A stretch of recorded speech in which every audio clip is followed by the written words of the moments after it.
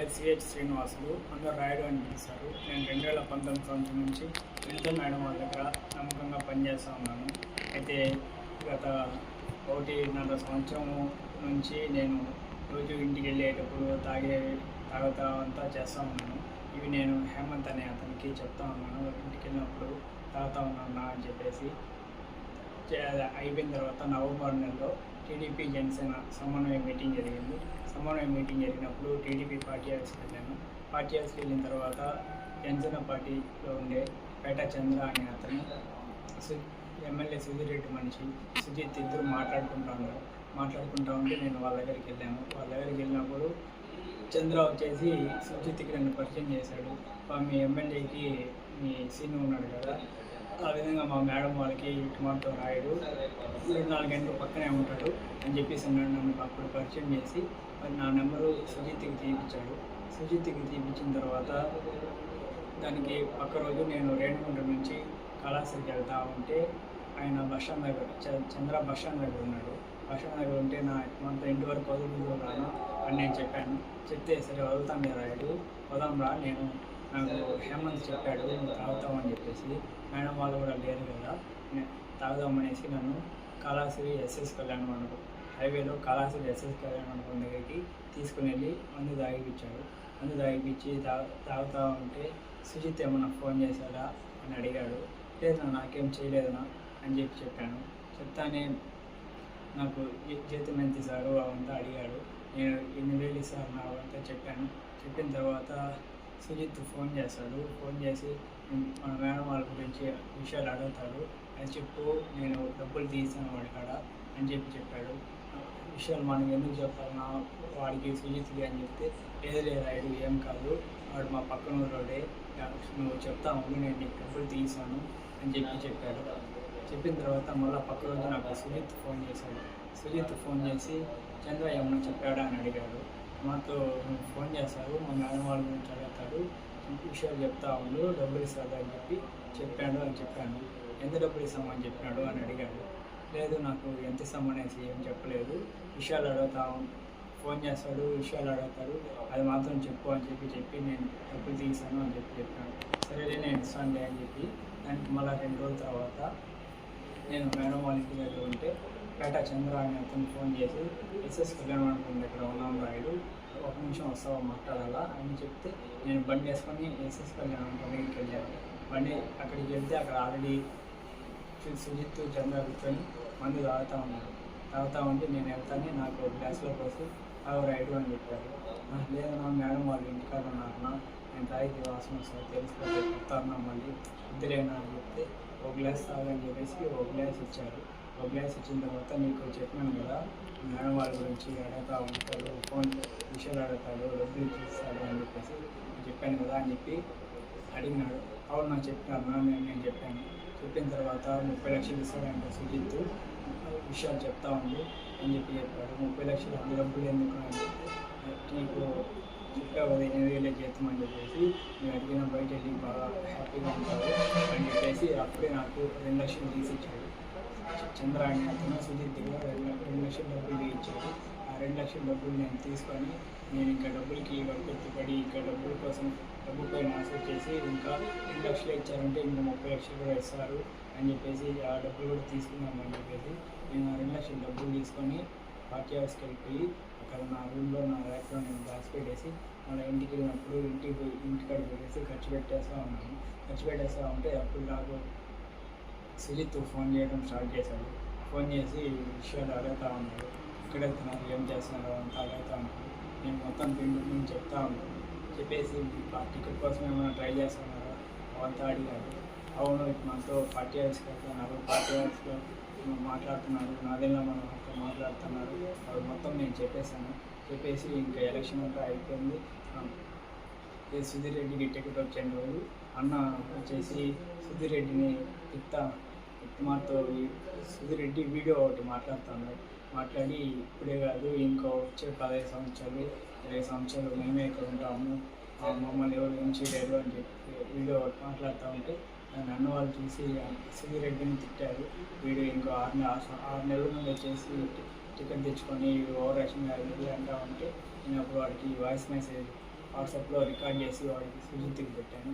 సుజిత్కి పెట్టిన తర్వాత చంద్ర వచ్చి నన్ను అడిగాడు, ఇంకా రికార్డ్ ఏదో పెట్టావు అనుకున్నాయి అనేసి. అవునా సుజిత్ అడిగాడు, దానివల్ల రికార్డ్ ఆన్ చేసి పెట్టినా అని చెప్పాను.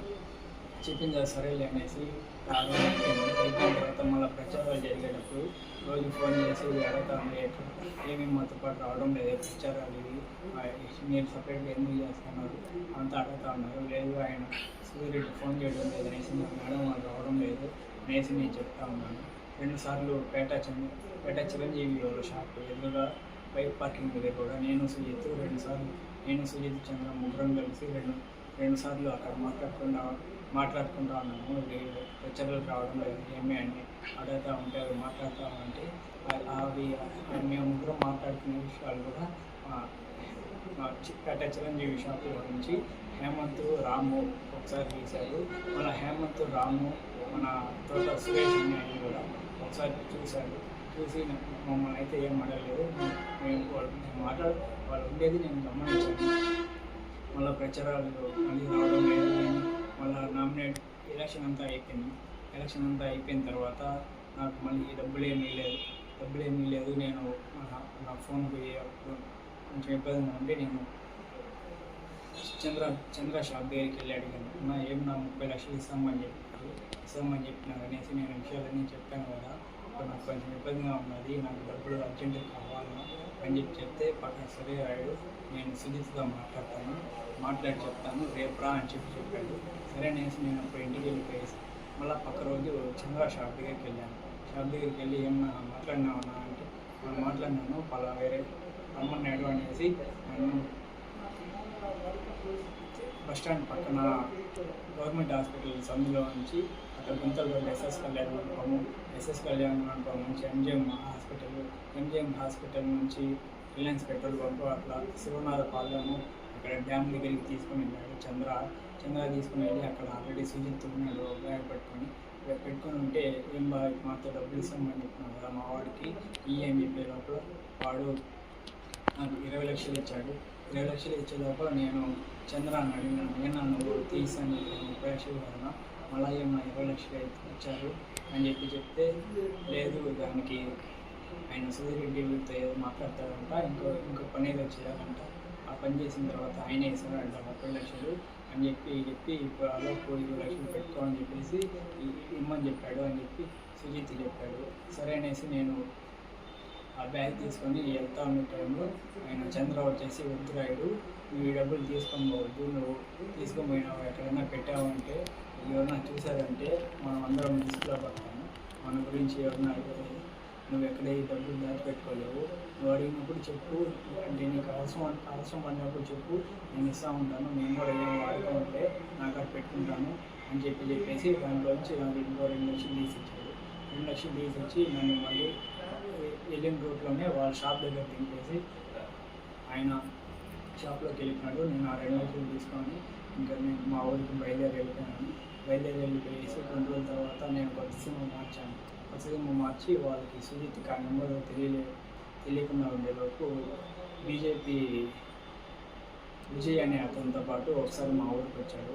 మా ఊరికి వచ్చి విజయ్ మా ఊరికి వచ్చి నాతో మాట్లాడినాడు. సుజిత్ వచ్చేసి నాతో ఏమీ పోవడం లేదంటే నేను అక్కడికి ఆయన అడిగాడు.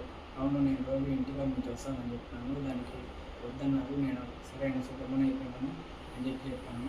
లేదు అట్లా పోకపోతే అట్ట నేను ఎమ్మెల్యే 30 లక్షలు ఇస్తామని చెప్పి ఇంకో పని చెప్తానని చెప్పినాడు కదా, పోతేనే కదా ఆ పని చేయగలుగుతావు, పోకపోతే అట్లా పోవాలి ఖచ్చితంగా అని చెప్పాడు. వాడు చెప్పిన తర్వాత సరిగ్గా వెళ్తాను అని చెప్పాను.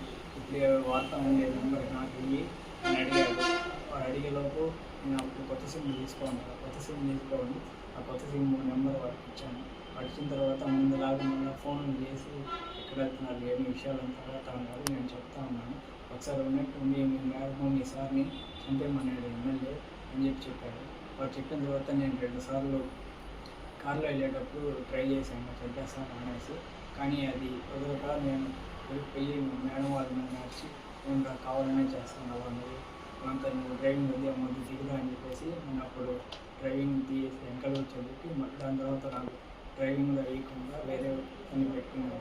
నేను సుజిత్కి చెప్పాను, మాతో చేస్తానండి, అది చేసి నాకు కారు ఇవ్వడం లేదు, డ్రైవర్ని మార్చేసినారు అని చెప్పాను. చెప్పిన తర్వాత తను సరేలే అనేసి గమనైపోయిన తర్వాత ఏప్రిల్ 6వ తారీఖు నాకు నైట్ ఫోన్ చేసి కోకోకోలా ఫ్యాక్టరీ దగ్గర ఒక రూమ్లోకి రమ్మని చెప్పారు. నేను అప్పుడు ఇంటికి ఆఫీస్ దగ్గర ఆలస్యంలో పార్టీ ఆఫీస్ నుంచి మా ఊరు ఆర్చికాడికి వెళ్ళి అక్కడ అతని కోసం వెయిట్ చేస్తూ ఉన్నాను. వెయిట్ చేస్తూ ఉంటే సుజిత్ వచ్చి తీసుకొని వెళ్ళాడు.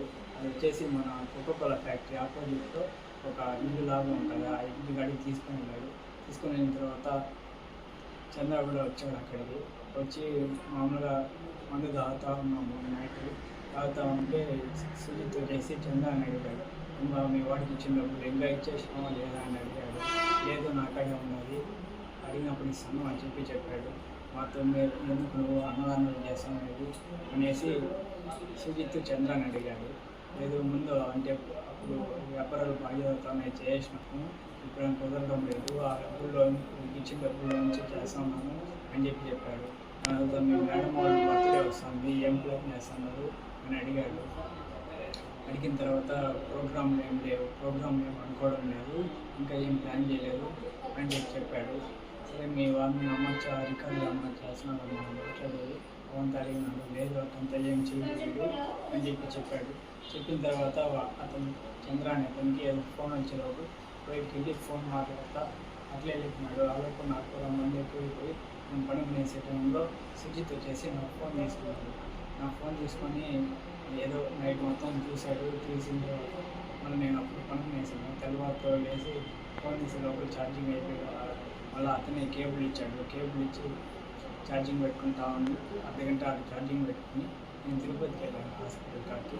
తిరుపతికి వెళ్ళిన తర్వాత మళ్ళీ ఫోన్ చేశాడు సుజిత్. ఫోన్ చేశాక నా ఉండే అంతా తిరుపతికి వచ్చినాను అని చెప్పాను. చెప్పిన తర్వాత సరే అయిపోయిన తర్వాత నైట్ ప్లేస్కి వచ్చేసేయి అని చెప్పాడు. సరే అనేసి నేను అక్కడ అయిపోయిన తర్వాత నాతో పవన్ అనే అతను ఉంటే అతన్ని వాడికి మెట్టుకండే దగ్గర టిప్పను అంతా తీపిచ్చి వాడికి మందు తీసుకోమని చెప్పేసి వాడికి చెప్పి ఆర్చికారు తీసేసి వాడిని పంపించేసి సుజిత్ వచ్చి నన్ను ఆ రూమ్ కాడికి తీసుకొని పోయాను. రూమ్ కాడికి తీసుకొని పోయి బిర్యానీ మందు అంతా తీసుకొని వచ్చి తాగుతా తింటా ఉండే టైంలో మధ్యాహ్నం టైంలో ఎమ్మెల్యే సుబ్బిరెడ్డి ఆ రూమ్ దగ్గరికి వచ్చాడు. రూమ్ దగ్గరకు వచ్చేసి ఏమో నువ్వేనా అంతా ఒక పనిచేస్తూ ఉండేది అని అడిగాడు. అవును నేనే అని చెప్పాను. అంతే సార్ నేను జీతం అంతా అడిగాడు. నేను 9,000 ఇస్తున్నాను అని చెప్పాను. 9,000 ఇంకా ఎవరన్నా పని చేస్తారా, నేను 19,000 ఇస్తాను, నాకు అది వచ్చేసి అని అడిగాడు. లేదు మా మేడం వారికి 10వ వచ్చిన తర్వాత కారు ఇల్లు కొనిస్తామని చెప్పారు, దానికోసం నేను అదే ఉన్నాను, మా ఇంట్లో వాళ్ళు అక్కడే ఉన్నామని చెప్తారు అని చెప్పాను. సరే నువ్వు అక్క చెప్పినావు, మీ మామ ప్రైవేట్లో ఉంటాడంటని, మీ అత్త మీ చెల్లెలు కోడూరులో ఉంటారంట, ఈ మధ్య పెళ్ళి మీ చెల్లెలకి, మీ అవ్వ ఒకటే ఇంట్లో ఉంటారంట కదా, మీరు బొక్కింగ్ పాలం అంట కదా అని అడిగాడు. అవును నీకు ఇవన్నీ ఎట్లా తెలుసు అని చెప్తే నేను ఎమ్మెల్యే నాకు ఇవంతా తెలియకుండా ఉంటుందా అని చెప్పాడు. చెప్పిన తర్వాత మా వాడు ఆల్రెడీ మీకు 20 లక్షల డబ్బులు నన్ను ఇచ్చినా అని అడిగాడు. అవును ఇచ్చాను అని చెప్పాను. దాని తర్వాత సరే నువ్వు నా కాడికి రాకపోతే చెప్పినావు, నేను మేడం మీ సార్ ఏదైనా ప్రైవేట్గా ఉండే వీడియోలు లేకపోతే మీ పార్టీలో ఎవరికైనా పెద్దవాళ్ళతో మాట్లాడుతూ ఉండే వీడియోలు లేకపోతే ఏదైనా నన్ను చెప్తా ఉండే వీడియోలు లేకపోతే మీ మేడం ఏదైనా వల్గర్గా ఉండే వీడియోలు నాకు ఇచ్చేసేయి, ఆల్రెడీ మా వాడు చెప్పినాడు కదా నీకు 30 లక్షలు డబ్బులు ఇస్తామని చెప్పేసి అని వాడు పక్కన డబ్బులు ఓపెన్ చేసి చూపించి ఈ మాత్రం అవి నాకు ఇచ్చేసినావు అంటే ఈ డబ్బులు నీకు ఇచ్చేస్తాను, నేను బయట పంపించేస్తాను, నీ పేరు ఏడా రాని అన్నీ వెళ్ళి హ్యాపీగా బతుకు అని చెప్పి డబ్బు లేకుండా తీసుకుని వెళ్ళిపోయాడు. తీసుకుని వెళ్ళిపోయిన తర్వాత అక్కడ కొంచెంసేపు ఉండి నేను తినేసి ఇంటికి వచ్చేసిన తర్వాత మళ్ళీ నాకు 14వ తేదీ సుజిత్ చంద్రాకి చెప్పినాను, మాతో ఎమ్మెల్యే ఇంటికి వెళ్ళేసి వచ్చాను అని చెప్తే మాతో ఏం చెప్పాడు అంతా అడిగాడు. అడిగితే నేను మాతో పోయినాను, వీడియోలు అడుగుతున్నారు, వీడియోలు మా వాళ్ళ యాడ్ అవుతుందా కాదులేనా అని చెప్తే లేదు నువ్వు తీయాలి రాయుడు, నాకు తీసి ఇచ్చే వీడియోలు నేను ఆల్రెడీ 20 లక్షలు ఇస్తాను అని చెప్తున్నారు, నేను తీయించాను కదా, ఆ 30 లక్షలు 30 లక్షలు కాకపోతే ఇంకో 30 లక్షలు వేసి 60 లక్షలు నేను తీస్తాను, నాది బాధ్యత, నన్ను నమ్ము, మళ్ళీ వాళ్ళకి మనకి సంబంధం ఉండదు, పని అయిపోతుంది అని చెప్పేసి ఆ రోజు వెళ్ళిపోయాడు. ఆ రోజు నాకు కొట్టేసాయి అని అతను కూడా 3 సార్లు ఫోన్ చేశాడు.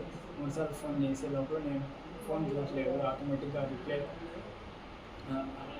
కాల్ యూ బ్యాక్ అనేసి పెట్టిన తర్వాత అతను నాకు మెసేజ్ పెట్టాడు. ఏమి మనతో సుజిత్ ఎమ్మెల్యే ఇంటికి తీసుకోమన్నాడు అంటే మాట్లాడినానంటే కదా, ఆ వీడియోలో నువ్వు తీసి చేరాడు అంటే సుజిత్ చంద్ర ఆల్రెడీ ముందే మాట్లాడుకోన్నాడు వీడియోల గురించి. వాళ్ళు ఆల్రెడీ నేను ముందు విషయాలు చెప్తాను, అంతా ఆల్రెడీ మాట్లాడుకోన్నాను. నాకు మెసేజ్ పెట్టారు, మొత్తం ఆ వీడియోలు తీసి చేయి, మనం మనం కలిసి ఉండాలి, ఎప్పుడు వాళ్ళని ఊళ్ళోంచి తరమేయాలి, ఆ వీడియోలు తీసి చేయి, నీ వల్ల అవుతుంది అనేసి నాకు మెసేజ్ పెట్టాడు. అన్నాను, నాకు మెసేజ్ ఏం పెట్టద్దు, నా ఫోన్ ఎప్పుడు అకౌంట్ తీసుకుంటారో తెలియదు, ఏదైనా ఉంటే చంద్ర చెప్పు, చంద్ర నాకు చెప్తాడు అని చెప్పాను. చెప్పిన తర్వాత సరే అనేసి గమనైపోయాను. దాని తర్వాత 23వ తారీఖు వరకు అప్పటి వరకు నేను వీడియోలు ఏమి తెలియదు. 23వ తారీఖు సుజిత్ నాతో డైరెక్ట్గా మాట్లాడి, ఏమి ఎమ్మెల్యేని మాట్లాడిన తర్వాత ఏమి పెట్టలేదా అనేసి బెదిరించి మీ ఇంట్లో గురించి అంతా మాకు తెలుసు అని చెప్పిన కూడా ఏంది నువ్వు ఉన్నావు, మేము మా గురించి మీకు తెలియదు, అప్పుడు మీ మేడం కారు బోల్ట్ తీసింది కూడా మేమే, మా గురించి నీకు పూర్తిగా తెలియదు, మేము ఇంట్లో నుంచి అన్నా చంపేస్తాము, ఏడాడున్నారో మొత్తం చెప్పాను కదా, లేదంటే నువ్వు ఇన్ని రోజులు మాట్లాడుకోండి, అంతా నా కాడ రికార్డులు ఉన్నాయి, నేను బయట పెట్టేస్తాను, బయట పెట్టానంటే మీ మేడం వాళ్ళు నేను ఏం చేయాలో చేస్తారు, అంతవరకు తెచ్చుకోవద్దు, నువ్వు పోలీస్ స్టేషన్కి పోయినా కూడా ఏం చేయలేదు, మీ మేడం వాళ్ళు ఏం చేయలేదు, ఏం చెప్తే అదే చెప్తారు అని చెప్పేసి నాకు మర్యాదగా ఇచ్చేయి, ఎప్పుడు ఇస్తాను అడిగాడు. ఇప్పుడంతా బర్త్డే ఉండాలి 25వ తారీఖు, నాకు ఫుల్ పనులు ఉన్నాయి, అవ్వదు, మళ్ళీ ఇస్తాను 26వ తారీఖు అట్లా ఇస్తాను అని చెప్పాను. చెప్పిన తర్వాత 26వ తారీఖు ఇంట్లో ఎవరు లేరు, మేడం ఒకటి సోఫాలో కూర్చుంటే నేను కొన్ని కాలానికి కూర్చున్నట్టు కూర్చొని నా ఫోన్ బ్యాక్గ్రౌండ్ వీడియో రికార్డ్ అని అప్పుడు వీడియో ఆన్ చేసుకొని 20 నిమిషాల మధ్యలో వీడియో పెట్టే లోపల నా ఫోన్కి వాట్సాప్లో ఏదో మెసేజ్ వచ్చింది. మెసేజ్ వచ్చే లోపల అది సౌండ్ వచ్చి మేడం అక్క తీసుకొని చదివిస్తాను అని చెప్పి తర్వాత అనే టైంలో వీడియో చేసి ఫోన్లో డిలీట్ చేశాను. నాకు భయమే వేసింది. నేను సుజిత్కి ఫోన్ చేశాను, అంతా వీడియో తీస్తూ ఉండి నేను దొరుకుతున్నాను, ఏం చేయాలి ఇప్పుడు అని చెప్తే నువ్వేమని చెప్పావు అని అడిగాడు. నేనేం చెప్పలేదు, నేనేం అడగలేదు, అడిగితే ఏం చెప్పలేదు, నాకు భయంగా ఉన్నది అని చెప్పాను.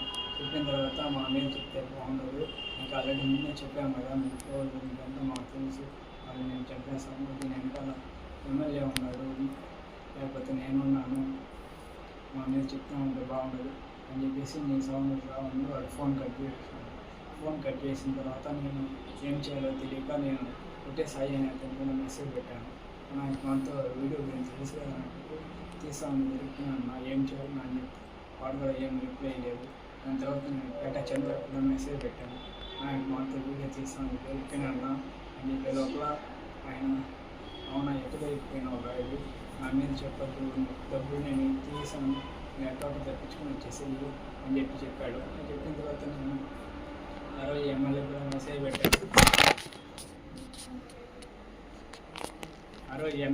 మెసేజ్ పెట్టాను. మాతో వీడియో తీస్తూ ఉండి దొరికిపోయినాను సార్ అని చెప్పే లోపల ఎమ్మెల్యే కూడా ఏం పట్టించుకోలేదు, ఏం రెస్పాండ్ అవ్వలేదు.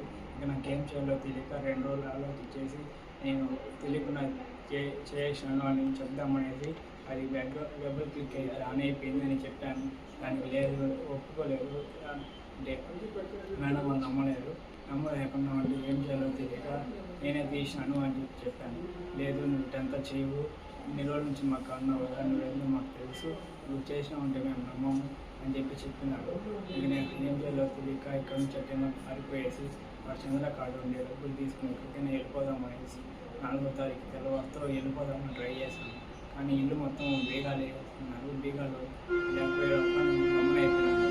ఆ రోజు మధ్యాహ్నం ఇంకా పైనుంచి దూకేద్దాం అనేసి నేనే మిద్దిపై నుంచి కింద దూకేసి వెళ్ళిపోదాం అనుకున్నాను. కానీ అప్పుడు ఖాళీ ఎగిరిపోయే లోపల ఇంకా ఏం చేయాలి గమనైపోయిన తర్వాత ఇంకా మళ్ళీ అడగతా ఉండేలోపు ఇంకెక్కడైతే ప్రయత్నించాక వెళ్తామని మీద చెప్పేసి ఇంకా ఎమ్మెల్యే ఉన్నాడు, చంద్ర ఉన్నాడు, సుజిత్ అందరి మీద చెప్పేశాను.